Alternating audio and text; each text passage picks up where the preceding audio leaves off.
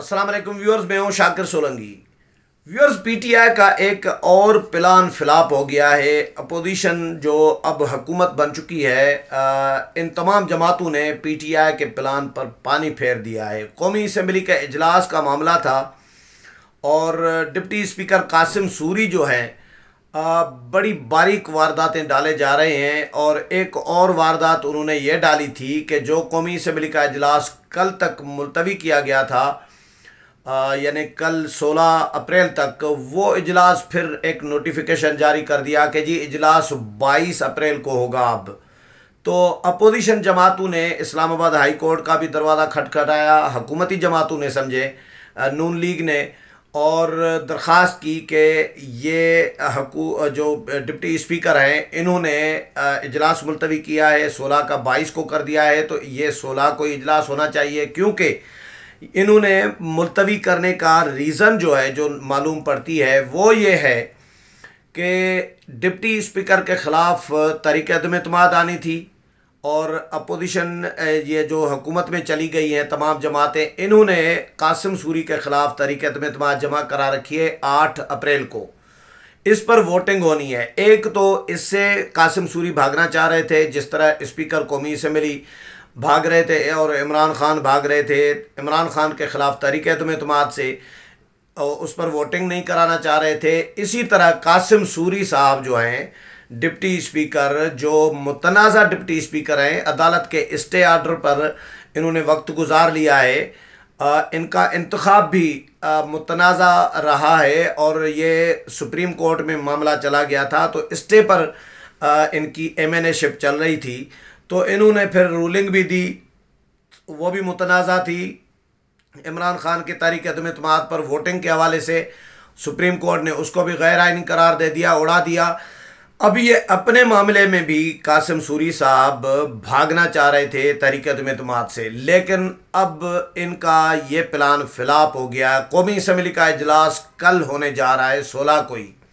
16 को जो इजलास मुलतवी किया गया था, जो हुकूमत में अब जमातें चली गई है, नून लीग, पीपल्स पार्टी, इनके आइनी माहिरीन का ये मौक़िफ़ था कि कासिम सूरी साहब और उनकी जमात पीटीआई ये इज्तिमाई इस्तीफ़े दे चुके हैं, लिहाजा अब कासिम सूरी कौमी असम्बली के इजलास की सदारत नहीं कर सकते।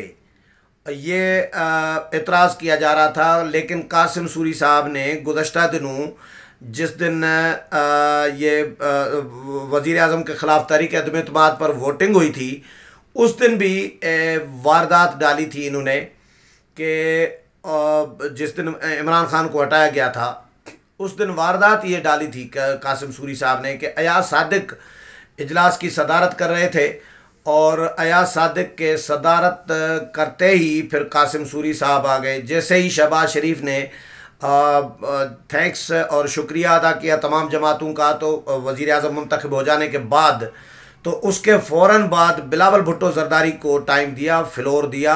अयाज सादिक ने सदारत वो कर रहे थे, लेकिन उसी वक्त ही, यानी बिलावल साहब का नाम उन्होंने पुकार लिया था, उनको फ्लोर हवाले कर दिया था।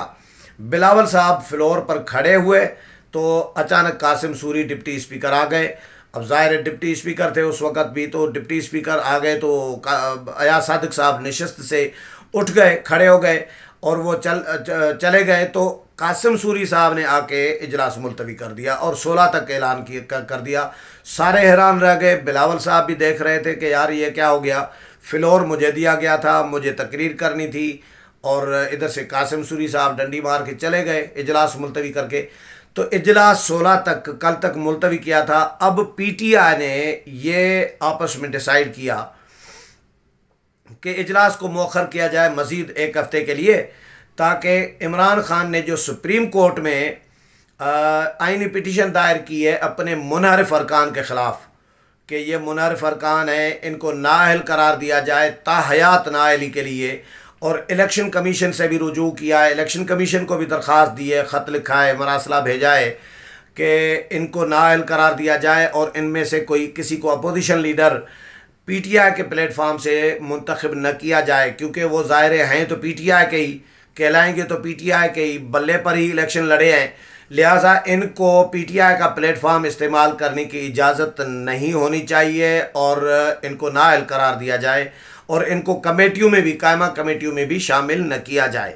ये दरख्वास्त इमरान खान साहब सुप्रीम कोर्ट में भी आइनी दरख्वास्त दे चुके हैं और इलेक्शन कमीशन में भी दरख्वास्त दे चुके हैं। तो पीटीआई ये सोच रही थी कि एक हफ़्ता डिले करें इजलास को, कौमी असम्बली के इजलास को, ताकि इलेक्शन कमीशन से या सुप्रीम कोर्ट से इस हफ्ते में कोई डेवलपमेंट हो जाए मुनहरिफ अरकान के हवाले से, उनको नाअहली के हवाले से, ताकि जो कौमी असम्बली की स्ट्रेंथ है वो और कम हो जाए और अपोजिशन यानी जो पहले हुकूमत में थी अब अपोजिशन में है पीटीआई, उनका कोई मेंबर ना हो। अगर 22 बंदे जो मुनहरिफ हो गए थे वो बैठे रहें अपोजिशन की नशस्तों पर और फिर उनके साथ 2 और बंदे हैं जिन्होंने इस्तीफ़े नहीं दिए, प्रिंस नवाज अलाई और एक और रुकन है, तो ये भी बैठे 24, 25, 26 बंदे अगर अपोजिशन बेंचेस पर बैठे रहेंगे तो निज़ाम चलता रहेगा और बाकी नशस्तें जो खाली हैं उनके लिए मेकनिज़म एक तय किया जाएगा इन हुकूमती जमातों की जानिब से, इलेक्शन कमीशन की जानिब से। तो ये पीटीआई की ये कोशिश थी इनका काम बिगाड़ा जाए मज़ीद। तो पीटीआई ने पहले दिन से, जब से इमरान खान के ख़िलाफ़ तरीक़त में एतमाद आई है, उस दिन से इन्होंने काम बिगाड़ने की ही कोशिश की है, मुल्क का सत्यानाश बेड़ा गर्क करने की कोशिश की है। इन्होंने आइन का चेहरा मसक करने की कोशिश की लेकिन वो भी नाकाम हो गई। इन्होंने पार्लियामेंट को बिल्डोज कर दिया, वो भी नाकाम हुआ, जो रूलिंग डिप्टी स्पीकर से दिलवाई गई। इन्होंने तमाम सियासी जमातों और तमाम उनके जो तहरीक के मूवर हैं, तहरीक अदम एतमाद के मूवर्स थे और जो हामी थे तहरीक अदम एतमाद के, उन तमाम अरकान को, 197 अरकान को गद्दार करार दिया। वो भी इनका फ़िलाप हो गया। इन्होंने इस्टबलिशमेंट को, पाक फ़ौज को इस मामले में इन्वॉल्व करने की कोशिश की कि जी पाक फ़ौज, इस्टबलिशमेंट, अस्करी क़यादत जो है हमारे साथ ऑन बोर्ड है और वो भी ये समझ रही है कि आलमी साजिश हुई है और ये जो है गद्दार हैं। तो वो भी इनका दाव नहीं लग सका, वो भी फ़िलाप हो गया। इनको कहीं से कुछ नहीं मिल रहा, जहाँ पाँव रख रहे हैं वहाँ इनका नाकामी है। इमरान खान साहब सारी ज़िंदगी तकरीरों में ये दावा करते रहे, मैं जी हारना नहीं सीखा, मैंने हारना कभी नहीं सीखा, मैंने जीतना ही सीखा है। ये बच्चों वाला जो ज़िद कर रहे होते हैं खान साहब, अब खुदा ने ऐसा किया है इनके साथ हशर, जो हर मामले में नाकामी ही नाकामी नसीब हो रही है। जिस मामले में भी हाथ डाल रही हैं, सोने में हाथ डाल रहे हैं तो वो मिट्टी हो जाता है। कुछ लोग होते हैं ना कि मिट्टी में हाथ डाल रहे हैं तो वो सोना हो जाए, लेकिन ये सोने में हाथ डाल रहे हैं तो वो मिट्टी हो जाती है। तो इनके साथ ये ऐसी बुराई शुरू हो गई है पीटीआई के साथ कि फ़ौज को इन्वॉल्व करने की कोशिश की। फ़ौज ने क्लियर कर दिया कि जी ऐसी कोई बात नहीं है, ये गलत बयानी कर रहे हैं और झूठ बोल रहे हैं। इन्होंने नेशनल सिक्योरिटी कमेटी को इन्वॉल्व करने की कोशिश की, उसका प्लेटफॉर्म यूज़ करने की कोशिश की, इनको वहाँ से नाकामी हुई, वो भी कामयाब नहीं हो सके। इन्होंने आइन तोड़ने की कोशिश की और तोड़ दिया, लेकिन उसमें भी नाकामी हुई, इनको कुछ नहीं मिला। इन्होंने गद्दारी का इल्ज़ाम लगाने की कोशिश की, अपोजिशन पर लगा दिया, लेकिन उसमें भी नाकामी हुई, कहीं से इनको कुछ नहीं मिला। इन्होंने आलमी साजिश का ढिंढोरा पीटना शुरू किया, अमेरिका पर इल्ज़ामात, अपोजिशन पर इल्ज़ामात कि ये जी बिक गए हैं, इन्होंने पैसे लिए हैं, ये अमेरिका के हाथों जो है इस्तेमाल हो रहे हैं, रिजीम चेंज करने के लिए साजिश कर रही हैं।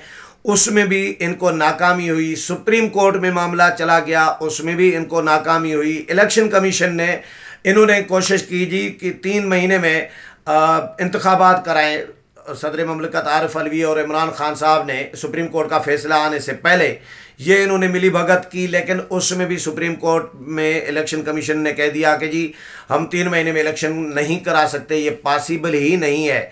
तो उसमें भी इनको नाकामी हुई। इन्होंने फिर एटमी असासों के ख़िलाफ़ प्रोपेगेंडा शुरू किया, उसमें भी नाकामी हुई। तो ये जहाँ जहाँ इन्होंने पंजाब में वज़ीर आला बनाना चाहा परवेज़ लाई को, उसमें भी अभी तक नाकाम हो चुके हुए हैं। अभी भी कोई उम्मीद आसरा नहीं है परवेज़ लाई का वज़ीर आला बनने का। इन्होंने जी पार्टी इनकी हाथ से चली गई, पार्टी तितर बितर हुई हो गई। जो जहांगीर तरीन ग्रुप और अलीम खान, दो बड़े एटीएम जो है इमरान खान को का साथ छोड़कर चले गए। पंजाब की हुकूमत चली गई, मरकज़ की हुकूमत चली गई, वजारत उज़्मा चली गई, वजारत आला चली गई, अब आज़ाद कश्मीर की वजारत उज़्मा भी चली गई है। वहाँ पे भी हुकूमत इनकी अभी इस वक्त नहीं है, चाहे अक्सरियत इनके पास है पीटीआई की, लेकिन वहाँ पे वज़ीर आज़म नहीं है इस इनके, और वहाँ पे भी एक बहरान है। इनकी सिंध, बलोचिस्तान, केपी, गिलगित बल्तिस्तान में इनके जो गवर्नरशिप है वो इनके हाथ से चली गई है। अब इन्होंने डिप्टी स्पीकर, अच्छा असेंबली इनके हाथ से चली गई, पार्लियामेंट से ये आउट हो गए। तो पीटीआई इस वक्त कहीं की नहीं रही, न घर की न घाट की, आप ये कह सकते हैं। पीटीआई के लोग न घर के न घाट के रहे हैं। अब कासिम सूरी साहब, एक ड्रामा रचाया कासिम सूरी साहब ने। कल खबरें आई कि जी 125 में से 123 लोगों के अरकान कौमी असेंबली के इस्तीफे मंजूर कर लिए गए हैं, और कासिम सूरी साहब ने किए हैं। फिर खबर उसके साथ ये भी आई कि जी कासिम सूरी साहब ने 123 के साथ अपना इस्तीफ़ा भी मंजूर कर लिया है। भाई अपना इस्तीफ़ा कैसे मंजूर कर लिया? खुद इस्तीफ़ा दे दिया और ख़ुद ही मंजूर कर लिया।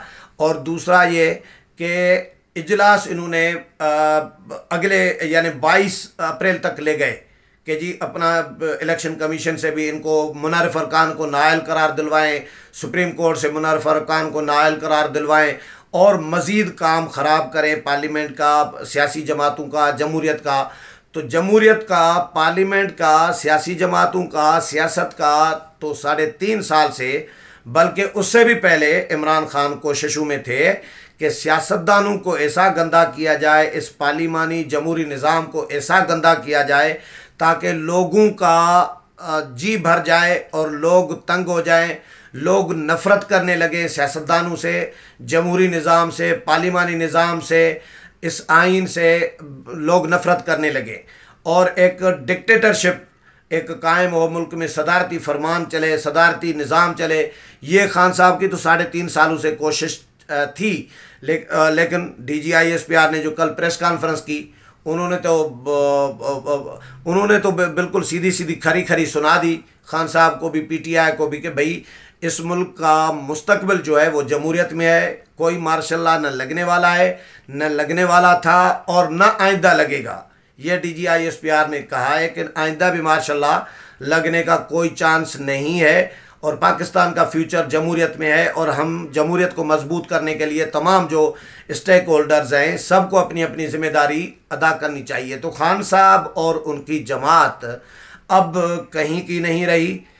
कासिम सूरी साहब ने ये आखिरी कोशिश की इमरान खान के कहने पर कि इजलास इन्होंने 22 तारीख तक लेके गए थे कौमी असम्बली का, ताकि स्पीकर का भी इलेक्शन ना हो, डिप्टी स्पीकर के ख़िलाफ़ तहरीक एतमाद पर वोटिंग भी ना हो, और जो मुनर्रिफ अरकान हैं उनको भी नाअहल करार दिलवाने के हवाले से कोई पेशरफ्त हो सके। लेकिन वो भी इनको उसमें भी इनको नाकामी, बुरी तरह नाकामी नसीब हुई है। अब कौमी असम्बली का इजलास कल होने जा रहा है 16 अप्रैल को, और उसका प्रॉपरली नोटिफिकेशन भी जारी कर दिया गया है कौमी असम्बली सेक्रेटेरिएट की जानिब से, और इसके अलावा एजेंडा भी जारी कर दिया गया है। 5 नुकाती एजेंडा है, उसमें सबसे बड़ा जो एजेंडा है, 2 एजेंडे जो 2 काम होने हैं। पहले तो ये भी बताऊं आपको कि स्पीकर कौमी असम्बली का इलेक्शन भी कल होने जा रहा था, लेकिन अब स्पीकर के लिए राजा परवेज़ अशरफ ने अकेले कागजात नामजदगी, आज जो दिन गुजर गया जुम्मा, आज जमा करा दिए हैं, और इसमें दूसरा कोई मुकाबले में नहीं आया। यानी इन तमाम जमातों ने मुत्तफ़िका तौर पर राजा परवेज़ अशरफ को स्पीकर कौमी असम्बली के लिए उम्मीदवार नामजद किया है। उन्होंने कागजात नामजदगी भी जमा करा दिए हैं, और मुकाबले में कोई नहीं आया। पीटीआई तो निकल गई असम्बलियों से इस्तीफ़े देकर, तो बाकी जमातें सारी मुत्तफ़िक हैं, तो कोई मुकाबले में नहीं आया। लिहाजा राजा परवेज़ अशरफ बिला मुकाबला स्पीकर कौमी असम्बली मुंतखब हो चुके हैं।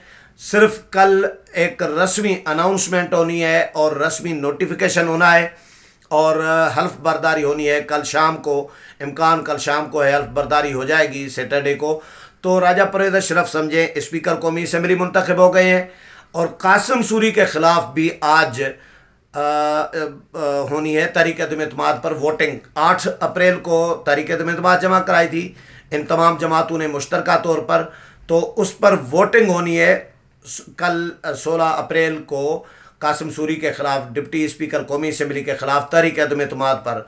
और इम्कानात कवी यही है कि कासिम सूरी के ख़िलाफ़ तहरीक अदम-ए-इत्तेमाद कामयाब हो जाएगी, क्योंकि अपोजिशन जो अब हुकूमत बन चुकी है, हुकूमत में चली गई हैं सारी जमातें, इनके पास अददी अक्सरियत है और पीटीआई ऐवान में नहीं है। तो पीटीआई को बहरहाल ये जो पीटीआई आखिरी समझे सांसें ले रही है और आखिरी वार करने की कोशिश कर रही है, प्लान करने की, साजिशें करने की कोशिशें जो कर रही है पीटीआई, उसमें भी पीटीआई को मुसलसल और आखिर तक और अभी तक नाकामी ही नाकामी का सामना है। उम्मीद है प्रोग्राम पसंद आया होगा। अगले प्रोग्राम में फिर मुलाकात होगी, तब तक इजाज़त चाहता हूँ। अल्लाह हाफिज़।